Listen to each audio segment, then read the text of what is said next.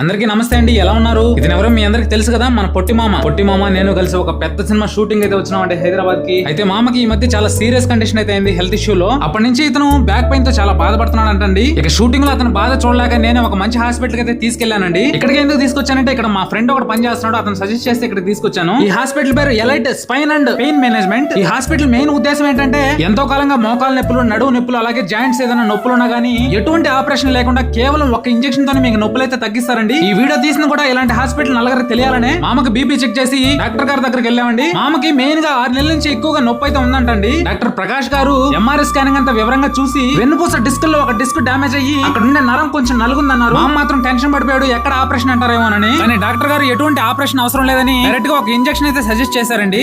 చిన్న ఇంజెక్షన్, ఏం నొప్పి ఏమి ఉండదు.